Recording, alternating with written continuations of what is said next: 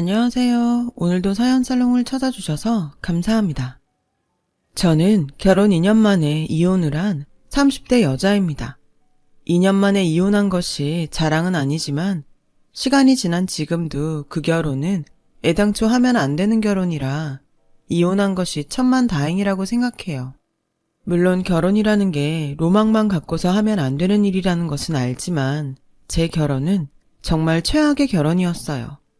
저의 결혼 이야기를 하려면 남편과 처음 만났을 때 이야기를 하지 않을 수 없을 것 같은데요. 저와 남편은 같은 직장에서 만났어요. 그것도 상사와 부하 직원으로요. 여기서 상사는 바로 저예요. 저는 대학을 졸업하기 전에 이미 지금 다니고 있는 회사에 입사가 결정되었고 대학을 졸업하던 해부터 쭉 같은 일을 해왔어요. 제가 다니고 있는 회사는 IT 회사로 이 업계에서는 나름 유망받고 있는 회사입니다. 저는 회사에서 프로그램 개발 연구원 일을 하고 있어요. 적성에도 맞고 제가 시작만 하면 어떤 프로젝트건 물불 가리지 않고 일에만 매달리는 스타일이라 같은 동기보다 성과도 좋았어요. 그래서 승진도 빨랐죠. 20대 후반에는 이미 보직으론 과장급에 올랐고 제 위의 팀장님들은 언제나 새로운 프로젝트에 들어갈 때면 저와 함께 팀을 하고 싶어 그 안에서 경쟁 아닌 경쟁을 한다고 들었어요. 참 감사한 일이죠. 그러다가 우연히 저에게 다시 오지 않을 기회라는 것이 찾아왔는데요.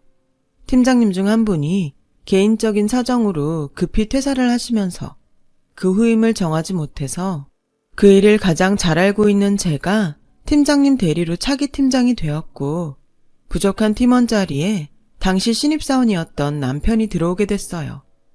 남편은 입사한 지 3개월밖에 되지 않은 그야말로 생초보였고 그래서 실수도 많아 늘 저에게 눈에 가시 같은 존재였어요. 시간이 지나고 남편이 자신의 노력으로 실수를 줄여나가는 모습을 보니 점차 남편을 다시 보게 되더라고요. 누구나 신입인 시절이 있잖아요. 하지만 일이 급하면 급할수록 그런 신입의 사정을 봐주기 어려운 게 또 이 업계라 관례상 이해하고 넘어가려니 했는데 시간이 지나면 지날수록 아니 남편이 일을 제법 잘하면 잘할수록 저는 이상하게 자꾸만 남편이 마음에 걸리더라고요. 처음엔 눈에 가시 같더니 나중엔 목에 박힌 가시처럼 신경이 쓰이기 시작했던 거였죠.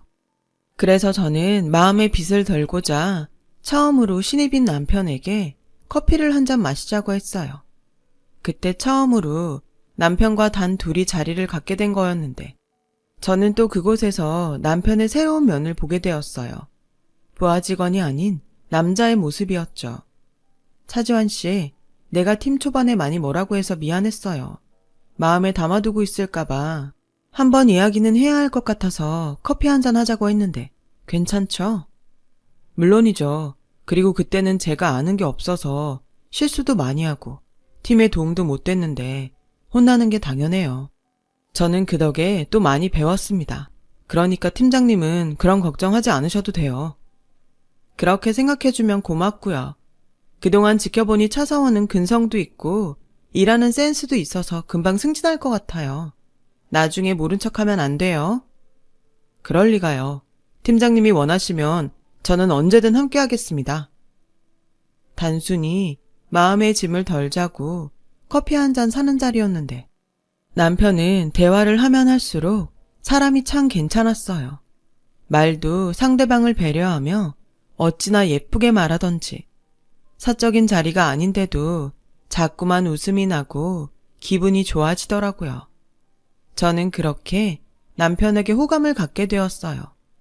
그리고 몇 달 후 팀회식을 마치고 남편과 함께 차를 타게 되었는데 오랜만에 술을 먹어서인지 아니면 그동안 너무 야근을 많이 해서 피곤이 몰려온 건지 잠이 들었고 잠에서 깨니 남편에게 엎여 있었어요.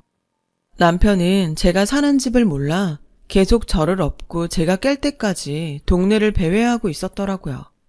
저는 그 사실에 창피해서 술이 확 깼는데 창피해하는 제 모습을 남편이 귀엽다는 듯 웃어주면서 저희는 상사와 부하 직원이 아닌 연인 사이가 되었어요.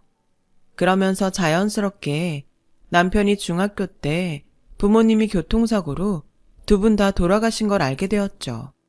8살 위 누나가 동생을 자신의 아들처럼 키웠다는 사연을 듣게 되었는데요. 저도 비슷한 시기에 엄마가 혈액암으로 돌아가시고 아빠 손에 자라서 남편의 그 외로움에 대해 다는 몰라도 어느 정도는 알 수 있어 저희는 더욱 서로에게 마음을 쓰며 연애를 이어갔었죠. 그렇게 비밀 사내 연애로 남편과 6개월 정도 만났을 즈음 남편이 먼저 저에게 자신의 누나가 저를 무척이나 보고 싶어 한다는 말을 들었고 저는 대수롭지 않게 좋다고 대답했어요. 정말 괜찮아? 괜히 자기 부담스러운데 괜찮다고 하는 거 아니지?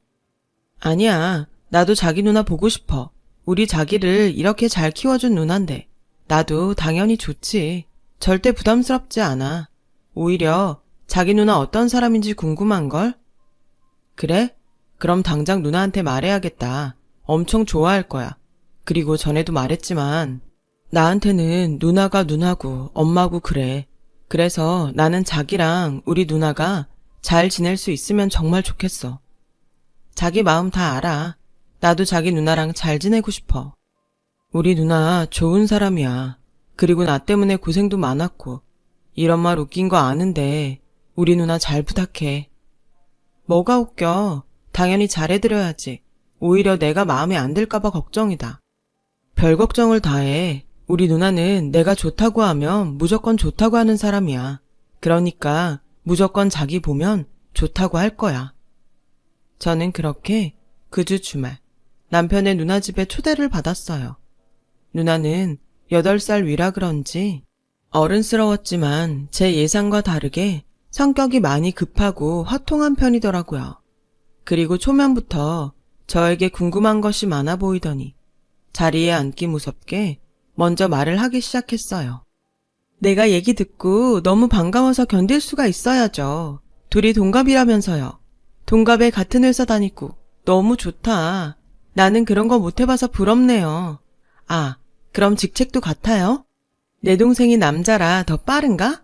그래도 이왕이면 남자가 상사인 게 모양새도 좋지 뭐. 남편은 제가 자기보다 상사인 걸 누나에게 말하지 않은 눈치였어요. 그래서 처음엔 좀 당황했지만 나중에 얘기하면 되지. 굳이 남편이 제 부하 직원이라고 말해서 누나를 실망시키고 싶지 않아 그냥 넘겼어요. 그리고 그렇게 대화를 하며 저녁 식사를 마쳤는데 남편의 누나가 먼저 저에게 함께 주방 정리를 하며 이야기를 좀 더 나누자고 하더라고요. 그런데요, 이야기를 하면 할수록 이상하게 대화의 방향이 이상했어요. 우리 지환이가 부모 없는 거 빼면 정말 빠지는 게 없어. 얼굴 잘생겼지, 머리 좋지, 성격도 너무 좋잖아. 내 동생 만난 거 진짜 잘한 거야. 네? 네. 둘이 결혼할 거지? 내가 듣기로 그쪽이 먼저 내 동생 좋아했다며. 이참에 결혼도 그쪽에 하자고 해. 내 동생은 수줍음이 많아서 그런 말 잘 못하거든. 네? 지원 씨가 그렇게 말해요? 왜? 아니야? 아니요, 맞아요. 근데 저희 만난 지 얼마 되지 않아서 당장은 결혼 얘기하기엔 좀 이른 것 같아요. 에이, 6개월 넘었잖아. 요즘 세상에 반년 만났으면 잠자리까지 다 간 거 아니야? 지금 둘이 좋으면 이것저것 더 재지 말고 결혼해. 집에야 지금 지환이 살고 있는데 그대로 들어가면 되잖아. 내가 마음이 급해서 그래. 남편의 누나는 양해도 없이 먼저 말을 편하게 놓더니 남편과 다르게 상대를 전혀 배려하지 않고 자기 내키는 대로 말을 일방적으로 계속했어요. 그리고 뭐가 그리 마음이 급한지 자꾸만 남편과 결혼을 하라고 부추기는데 남편을 만나고 처음으로 마음이 조금 불편하더라고요. 하지만 그때까지는 제가 남편에 대한 마음이 너무 충만했고 또 누나가 마음이 급해서 그렇지 악의는 없을 거라고 생각했어요. 그저 혼자 있는 동생이 걱정이고 제가 또 마음에 드니 우리가 빨리 결혼을 했으면 좋겠나 보다 라고 생각한 거죠. 그리고 남편을 만난 지 1년이 되어갈 즈음 수줍음이 많아 그런 말 하지 못한다는 남편이 저에게 먼저 청혼을 해왔고 잠시 진지하게 결혼에 대해 생각하는데 저희 아빠가 먼저 저에게 나이도 내년이면 30이고 만나는 남자친구도 괜찮으면 너무 고민하지 말고 결혼해도 좋을 것 같았으며 망설이는 제 등을 밀어주셨어요. 아빠는 우리 딸이 어서 빨리 결혼해서 행복한 가정을 꾸렸으면 좋겠어. 만난 시간보다 앞으로 함께할 시간을 생각하면 결정이 더 쉽지 않을까? 오래 만났다고 결혼 생활이 다 보장되는 건 아니거든. 정 그렇게 고민스러우면 그 친구 한번 집에 데리고 와봐. 아빠가 우리 딸 이렇게 고민하게 만드는 놈 얼굴 한번 보자. 그 사람 때문에 고민하는 거 아니야. 그냥 그 누나가 좀 마음에 걸려서. 처음엔 편하게 생각했는데 결혼하면 형님이고 나한테는 시어머니 같은 사람이잖아. 물론 신경이 쓰이겠지. 가족이 되는 거니까. 근데 말이야, 결혼은 누나랑 하는 게 아니고 네가 좋아하는 그 남자랑 하는 거잖아. 아빠가 보기엔 고민의 상대가 그쪽이 아닌 것 같은데. 저는 아빠의 말을 듣고 새삼 남편에게 미안했어요. 청혼은 남편에게 받았는데 저는 온통 형님이 될 남편의 누나에 대해서만 고민하고 있었거든요. 그래서 저는 마음의 결정을 하고 남편을 집으로 데리고 와서 아빠에게 결혼을 허락해달라고 인사를 드렸어요. 아빠는 당연히 저희 두 사람의 마음이 더 중요하기에 흔쾌히 결혼을 허락해 주셨죠. 한편으론 제가 엄마가 돌아가셔서 없고 또 누나에 대해 마음을 쓰고 있으니 그 부분을 잘 이해해달라고 남편에게 부탁하면서 저희는 본격적으로 결혼 준비에 들어갔어요. 워낙에 양가가 바라던 결혼이라 저희의 결혼식은 큰 문제 없이, 큰 낭비 없이 합리적으로 진행되었어요. 이젠 정식으로 저에게 형님이 된 남편의 누나가 말했듯 저희의 신혼살림은 남편이 혼자 살고 있던 집에 차리게 되었어요. 남편이 살고 있던 집은 오래전에 형님이 구입한 방 2칸짜리 작은 빌라였는데 결혼을 하면서 형님이 남편 앞으로 명의를 돌려주셨어요. 저는 굳이 명의까지 주실 필요는 없는데 기꺼이 저희를 위해 그렇게 해주신 형님에게 감사한 마음이 들었습니다. 그때까지 그것이 제 발목을 심하게 잡는 일인지는 꿈에도 알지 못했어요. 하지만 뜻밖의 일로 저희의 결혼은 생각보다 빨리 위기가 찾아왔는데요. 그건 바로 제가 걱정했듯 형님 때문이었어요. 글쎄, 신혼여행을 다녀와 피곤함에 지쳐 짐도 풀지 못하고 잠을 자는데 형님이 저희 신혼집 현관번호를 거침없이 누르시고 들어오는 게 아니겠어요? 어찌나 놀랐는지 남편은 대수롭지 않게 그게 놀랄 일이냐는 반응이었지만 저는 전혀 생각지도 않는 일이기에 황당해서 어안이 벙벙했는데요. 알고 보니 남편이 저에게 알려준 현관 비밀번호는 예전부터 사용하던 번호 그대로였더라고요. 번호를 안 바꿨어? 뭐하러 귀찮게 번호를 바꿔. 그리고 우리 누나 신경 쓰지 마. 원래 자기 집이어서 수시로 왔다 갔다 해. 예전에는 그랬어도 지금은 아니지. 미안한데 번호는 바꾸자. 그리고 자기가 이제 우리 결혼했으니 오실 일 있으면 미리 말씀하시고 초인종 누르시라고 좋게 말씀드려. 누나한테 그런 말을 하라고? 에이, 어떻게 그래. 이 집 원래 누나 집이잖아. 아니, 그래도 이건 아니지. 형님이 언제 불쑥불쑥 오실지 모르는데 내가 어떻게 마음 놓고 살아. 그냥 가족이니까 신경 쓰지 않으면 되는데 난 장인어른한테 우리 집 비밀번호 알려드려도 괜찮아. 그런 문제가 아니야. 자기가 얘기 못하면 내가 할게. 결국 현관 비밀번호는 제 고집대로 그날 바꿨고 형님은 달리 어떤 말씀도 없었지만 서운해하는 눈치였어요. 어쩔 수 없다고 생각했죠. 그렇게 저희 부부는 신혼여행에서 돌아온 직후부터 삐걱거리기 시작했어요. 제 입장에서는 지극히 상식적인 이야기였는데 그 후에도 남편과는 그리고 형님과는 이상하게 상식적인 이야기가 통하지 않는 일이 계속 이어졌어요.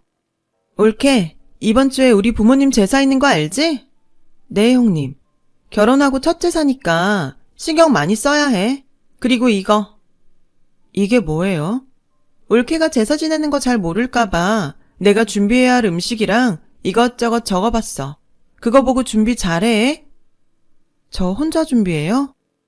당연하지. 올케가 우리 집 며느리잖아. 난 출가 외인이고. 그래도 지금까지는 형님이랑 지환 씨가 같이 준비하셨잖아요. 저 지환 씨한테 그렇게 들었는데. 그야, 그때는 며느리가 없었잖아. 근데 지금은 이렇게 며느리가 있는데 내가 왜 제사 준비를 해? 당연히 올케 몫이지. 그럼 수고해. 비밀번호도 바꿨으니 나는 제사 지낼 시간에 딱 맞춰서 올게. 손님처럼. 저는 기가 막혔어요. 결혼 전에도 제 손으로 제사를 준비해 본 적이 없었거든요. 게다가 살림 시작한 지도 얼마 되지 않았는데 형님이 주고 가신 음식들을 보니 도저히 제가 만들 자신이 없었어요. 아무래도 지난번 비밀번호 바꾼 문제로 심술을 부리시는 게 아닐까 생각할 수밖에 없었죠. 자기야, 형님이 나한테 제사 준비를 혼자 하라고 하는데 나는 여기에 적힌 음식 하나도 못 만들어. 그동안 자기가 형님이랑 같이 제사 준비했으니까 제사 당일에 자기가 나랑 같이 준비하자. 나한테 도와달라는 거야? 나 그날 늦게까지 야근해야 하는데. 뭐라고? 제사 있는 거 뻔히 알면서 왜 그날 야근을 해? 그리고 자기네 부모님 제사인데 뭘 도와? 돕는 건 나지. 에이, 그건 아니다. 당신이 우리 부모님 며느리잖아. 제사는 원래 며느리가 준비하는 거 아니야? 그리고 지금 우리 팀 바쁜 거 자기가 더 잘 알잖아. 일정 맞추려면 어쩔 수 없어. 앞으로는 계속 자기가 준비해야 할 텐데 이참에 공부한다고 생각하고 열심히 준비해봐. 남편은 그렇게 말 같지도 않은 말을 하며 저에게 격려하듯 말했어요. 어찌나 어이가 없던지요. 그래서 저는 하는 수 없이 제사 음식을 잘하는 곳에 의뢰를 했고 이렇게라도 제사 준비를 모두 끝냈습니다. 설마 큰 소리가 날 거라고는 전혀 예상하지 못했죠. 그런데 시간에 딱 맞춰 오겠다는 형님이 생각보다 일찍 저희 집에 오셔서 제가 준비한 제사 음식이 업체에서 구입한 음식이라는 것을 알고는 노발대발 화를 내며 배달 온 음식을 모두 쓰레기통에 버리는 일이 발생했어요. 올케, 제정신이야? 어떻게 며느리가 시부모님 제사를 본인이 직접 하지 않고 돈을 주고 살 수가 있어? 형님, 아무리 화가 나셔도 그렇지 다 차린 상을 엎으시면 어떡해요. 그리고 제가 직접 만드나 전문가들이 직접 만드나 제사 음식은 제사 음식이죠. 뭐? 올케가 가만 보니까 우리 집을 무시하네. 지금 우리 부모님이 다 돌아가셨다고 막 나가는 거야? 어디 감히 손이 어른한테 토를 달아? 형님, 지금 이거 말 안 되는 거 설마 진짜 모르시는 거 아니죠? 아무리 며느리가 저 혼자라고 하지만 제가 시집 온 지 얼마나 됐다고 제사 준비를 혼자 하라고 하세요? 저 딴에는 제사 망치지 않으려고 신경 써서 음식 맞춘 건데 말이 안 통하네 정말. 이런데 어떻게 내 동생보다 직급이 더 높지? 혹시 그 회사에 연줄이 있어? 아무튼 지금 당장 음식 만들어. 이런 남이 만든 음식 상에 올릴 생각하지 말고 제사 음식에 정성이 빠지면 되겠어? 아무리 엄마 없이 컸어도 이런 기본도 모르고 시집을 오면 어쩌자는 거야? 형님, 말이 심하시네요. 그리고 이렇게 억압적으로 하시는데 제가 만든 음식에 정성이 들어가겠어요? 형님이 저한테 함부로 하시니 저도 할 말은 해야겠는데 계속 이런 식이면 저도 곤란해요. 죄송하지만 서로 선은 지켜주셨으면 좋겠어요. 선? 야, 너 내가 사준 집에서 사는 주제에 말이 너무 많다? 평소에 내 동생한테도 이러냐? 네가 밖에서나 상사지. 집에서는 말단이야, 말단. 어디서 주제도 모르고 입을 놀려. 정말이지 말이 통하지 않고 계속 이렇게 형님과 있으면 저도 제가 무슨 말을 어떻게 할지 몰라 제 사고 뭐고 다 모르겠다 싶어 집 밖으로 나왔어요. 저도 당연히 결혼하고 첫 제사라 준비하는 과정에서 다소 기분이 언짢아도 잘 넘기고 일단은 제사를 잘 마치고 싶었는데 도저히 그런 대접을 받고 그 집에 있을 수가 없더라고요. 그래서 집을 나와 곧바로 남편에게 전화를 걸었는데 저보다 형님이 발빠르게 전화를 했는지 남편은 제가 여러 말을 하지 않아도 이미 다 안다는 듯 제 말을 듣지도 않았고 오히려 서운하다며 전화를 끊어버리는 거 있죠. 서운한 사람이 누군데. 저는 그날 속상하고 서운해서 혼자 회사 근처 호텔에서 밤을 보냈어요. 늦게라도 남편이 전화를 하거나 저를 찾아올 줄 알았는데 남편은 제 기대와 다르게 저를 찾지도 걱정하지도 않았어요. 차마 아빠가 걱정하실까봐 이야기도 못하고 저는 뜬 눈으로 밤을 새고 회사로 출근했습니다. 저에게 단단히 화가 났다는 듯 남편은 저에게 찬바람이 쌩쌩 불더라고요. 아니, 제가 제사 음식 준비를 안 한다고 했나요? 시간이 지나면서 배우다 보면 언젠가 저도 잘할 수 있게 되겠지. 일단 첫 제사 잘 지내고 보자. 그런 생각이었거든요. 이혼한 지금도 저는 그게 그렇게 잘못이었는지 납득이 되지 않아요. 아무튼 이 일을 시작으로 저는 본격적으로 형님과 대립하게 되었고 사사건건 작든 크든 마치 제가 좋다고 하면 싫다고 하고 제가 싫다고 하면 좋다고 하기로 작정을 하셨는지 언제나 저희 둘은 부딪혀야 했어요. 그러다 보니 감정은 계속 상해서 저는 자꾸만 형님과 불편하게 되었어요. 남편은 하나밖에 없는 누나랑 잘 지내는 게 그렇게 어렵냐며 자기를 누나랑 갈라놓아야 속이 시원하겠냐며 화를 내더라고요. 좋아. 당신이 계속 우리 누나랑 부딪힐 거면 차라리 내가 누나랑 의절을 할게. 누가 형님이랑 의절하래? 나는 정말 이해가 안 가. 나 없을 때는 어떻게 살았어? 맡길 거면 뭐라고 하지 말던가. 사사건건 간섭하고 따지면서 도와주지도 않고 계속 며느리 타령만 하면 나보고 어쩌라는 건데. 그리고 자기는 왜 항상 형님 편만 들어? 내가 가운데서 힘들 거라는 거 진짜 몰라? 다른 집 며느리들도 다 하는 거야. 우리 누나도 매형집에 그러고 산다고. 자기야말로 엄마 없이 컸다고 정말 영 모르는 거 아니야? 됐고, 알았으니까 이 집 누나한테 다시 주고 의절하고 살자고. 그럼 되잖아. 자기가 바라던 게 이거 아니야? 말 다 했어? 애도 아니고 지금 말도 가려서 못하니? 의절할 게 아니라 나랑 이혼해. 그럼 되잖아. 아니, 난 이혼할 생각 추워도 없어. 결혼한 지 얼마나 됐다고 회사 사람들 보기 창피하게 이혼을 해. 나 이제 당신이랑 싸우는 것도 지겨우니까 그냥 내가 누나 안 보고 살게. 대신 이 집은 누나가 나 준 집이니까 다시 돌려줘야 돼. 연봉 나보다 높은 당신이 집을 얻던지 사던지 알아서 해. 저는 어이가 없어서 아무 말도 하지 않았어요. 그러자 남편은 제가 보는 앞에서 형님에게 전화해선 누나, 나 정말 너무 힘들어서 못 살겠다. 나 이혼하는 거 바라지 않으면 우리 다신 보지 말자.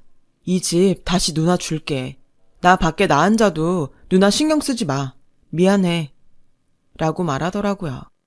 그리고 저에겐 됐지? 라며 안방으로 들어가 문을 쾅 닫는데 뭐가 됐다는 건지. 그날 이후 저희는 결혼 5개월 만에 각방을 쓰게 되었어요. 남편은 남편대로 누나랑 의절까지 했는데 자기 보고 더 어쩌라고 그러냐며 삐딱하게 굴었고 저는 본질을 외면하고 저에게만 문제를 돌리는 남편에게 화가 나 물러날 생각이 없었어요. 그렇게 맞이한 결혼 1주년. 남들은 신혼이라 깨가 쏟아지는 줄 아는데 차마 자존심에 남편과 각방 쓰고 있다고 말도 하지 못하고 이 결혼의 끝이 빤히 보이는 것 같아 답답하기만 했어요. 그래도 기념일이니 남편과 잘 풀어볼 계기가 되지 않을까? 저는 일말의 기대를 했는데요. 남편은 결혼 1주년이라는 것에 큰 의미를 두지 않았는지 그날 다른 직원과 술을 떡이 되게 마시고 새벽 3시가 돼서 집에 들어왔어요. 화가 나다 못해 서운하고 내가 왜 이러고 사나 싶어 냉정하게 이혼에 대해 생각하게 되더라고요.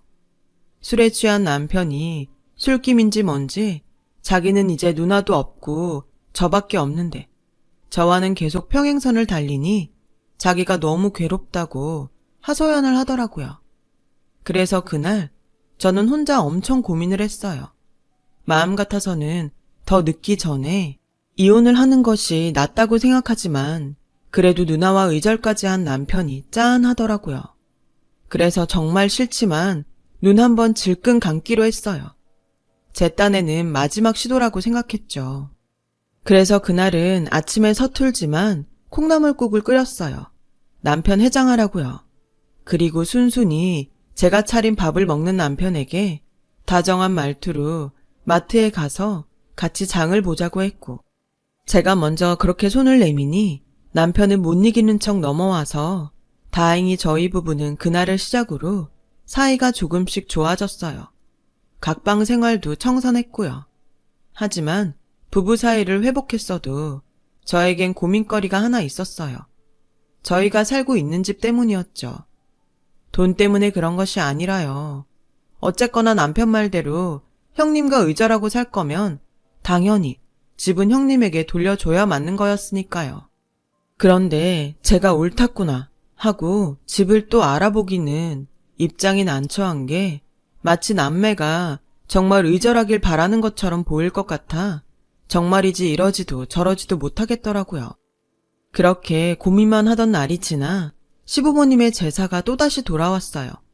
저는 이번에는 서툴지만 손수 제사 음식 준비를 했고 정말 큰 마음을 먹고 형님에게 연락을 했어요. 저희 집 현관 앞에서 남편과 형님이 실랑이가 벌어지는 어처구니 없는 일이 발생했어요. 누나, 나 이혼하는 걸 보고 싶어? 우리 다신 보지 말자고 했잖아. 지환아, 아무리 그래도 자식인데 부모 제사에 인사는 해야지. 미안해. 근데 나 지금 너무 좋아. 제사를 안 지내는 것도 아니고 우리가 알아서 지내는데 누나가 뭐하러 와. 그냥 나랑 우리 집 다 있고 매형이랑 잘 살아. 집은 조만간 비워줄게. 얘, 아무리 그래도 그렇지. 내가 너를 어떻게 키웠는데 장가 갔다고 나한테 이럴 수 있어? 옳게도 그래. 우리 남매 이렇게 찢어놓으니까 좋아? 왜 이 사람한테 뭐라고 그래? 나 둘이 싸우는 거 진짜 다신 보고 싶지 않아. 근데 이혼하는 것도 싫거든. 그러니까 누나가 나 좀 이해해줘. 자기야, 들어가자. 지환아! 어찌나 불편한지 그날 결국 형님은 저희 집에 들어오지 못하셨어요.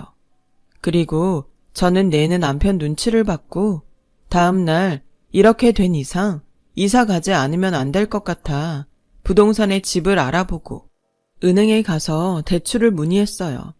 그런데 정말 어이없는 사실을 알게 되었는데 글쎄 제 앞으로 제가 모르는 마이너스 통장이 있는 게 아니겠어요? 그리고 그 사용 금액을 보니 거진 5천만 원이 넘었더군요. 그 사실에 너무 놀라 이건 당장 경찰에 신고를 했어요. 참 어이없게도 제 명의를 도용한 사람은 형님이었고 형님은 도어락 마스터키로 저희 집을 열고 들어와 제 신분증과 도장을 훔쳐 뻔뻔하게 마이너스 통장을 만들었더라고요. 형님, 제정신이세요? 이건 범죄예요. 그 돈을 다 어디다 쓰신 거예요? 이게 다 올케 때문이야. 올케가 내가 준 내 집에서 살면서 동생이랑 의절시키고 그래서 괘씸해서 그랬어. 이게 다 올케가 원인이라고. 지금 그게 말이 된다고 생각하세요? 저 이거 그냥 못 넘어가요. 못 넘어가긴? 내가 아무리 올케 명의 돈을 썼어도 올케가 사는 집값보다 싸. 안 그래? 그래요? 그럼 그 집 팔아서 형님이 쓰신 돈 제가 다시 챙겨도 되는 거죠? 저는 이런지도 모르고 저 때문에 지환 씨랑 형님 의절한 것 같아 마음 아파했는데 저 이 일 지환 씨한테 당장 이야기할 거예요. 올케, 미안해. 알겠어. 내가 다 잘못했어. 그냥 이사 가지 말고 그 집에서 살아. 나 지환이 안 보고 살게. 그러니까 지환이한테는 아무 말 하지 마. 응? 부탁이야. 내가 잘못했어. 저는 이 황당한 일을 겪고 어디서부터 뭘 어떻게 해야 하는지 답답했어요. 솔직히 형님의 말처럼 남편에게 굳이 알려 또 분란을 일으키고 싶지 않은 마음도 있었고요. 그래서 그 형님 말대로 5천만 원으로 형님 집 얻어 산다고 생각하고 떳떳하게 이사를 포기했는데 그렇게 한 달 후 어마어마한 사실을 알게 됐어요. 그날은 제가 몸이 좋지 않아 월차를 내고 하루 쉬는 날이었는데 남편이 깜빡하고 핸드폰을 집에 두고 출근을 했더라고요. 처음엔 회사에 가져다 줄까? 했는데 어지간한 일은 회사 전화가 있고 카카오 메시지도 회사 컴퓨터로 다 확인할 수 있으니 굳이 그럴 필요가 있겠나 싶어 말았는데 제 눈에 형님이 보내는 실시간 메시지가 보였어요. 니처 꾀병 아니야? 그리고 핸드폰 그냥 집에 둬도 돼? 혹시 올케가 보면 어떡하려고? 괜찮아. 어제 누나랑 톡하고 무음으로 해놔서 울리지도 않을 거야. 게다가 원래 그런 거 신경도 안 써. 걱정하지 마. 저는 두 사람의 실시간 대화에 지난 대화글을 읽었고 정말 어이없게도 의절이 두 남매의 가짜 연극이라는 것을 알았어요. 걔 정말로 너랑 나 의절한 줄 아는 것 같더라. 하기사 우리가 연기를 좀 잘했어야지. 괜히 들키지 않게 조심해. 조금 더 하면 알아서 지가 먼저 우리한테 꼬리 내릴 것 같으니까 누나는 계속 나한테 매달리고 해야 해. 알았지? 그래, 염려하지 마. 근데 혹시 올케가 다른 말은 안 해? 은행 다녀왔다고. 은행? 그런 얘기 안 했는데. 왜? 아니, 네가 전에 나하고 의절하니 집은 다시 준다고 했잖아. 그래서 이사할 생각으로 대출 상담 같은 거 받았나 해서. 그런 소린 없었는데 요즘 또 무슨 꿍꿍인지 별다른 말을 안 해. 그래? 알았어. 그리고 만약에 집을 새로 사게 되면 대출은 올케 앞으로 받아도 명의는 네 앞으로 해. 나도 그러고 싶은데 알잖아, 그 사람 성격. 내 앞으로 하려면 대출도 내가 받아야지. 집은 원래 세대주 앞으로 하는 건데 그럼 신용대출 받아서 보태라 그래. 알았어. 내가 알아서 할게. 누나는 나만 믿고 기다려. 이 남매가 저를 아주 우습게 하는 게 그대로 느껴졌어요. 게다가 제 명의를 도용해 마이너스 통장 만든 건 형님이 남편 몰래 했는지 자기가 그냥 봐줄 테니 이사는 가지 말고 그냥 살라고 했더라고요. 이렇듯 두 사람은 겉으로는 의절한 척하고 거의 매일 톡으로 대화를 주고받고 있었어요. 저는 속은 것도 분하고 형님의 억지도 용서할 수 없어 이 두 남매를 끝장내지 않을 수 없었고 연신 실시간으로 대화하는 두 사람에게 이렇게 글을 남겼어요. 나만 빼놓고 두 사람 연극하느라 그동안 고생 많았네요.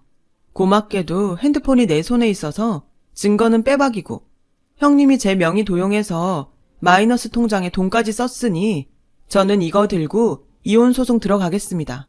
그리고 형님, 이 사실 저만 알면 억울하니까 아주버님에게도 말씀드릴게요. 혹시 알아요? 저한테 하신 것처럼 아주버님에게 하실 수도 있잖아요. 제가 이혼을 하더라도 아주버님께는 조심하시라고 당부는 하려고요. 그리고 두 사람 법원에서 봐요. 저 받을 수 있는 거 다 받을 거예요. 제가 그렇게 글을 보내자 남편은 회사 전화로 저에게 전화를 걸었는데 저는 받지 않았어요. 그리고 곧 형님에게도 전화가 걸려왔지만 그 역시 받지 않았고요. 저는 명의 도용건으로 경찰서에 가서 형님을 고소했어요.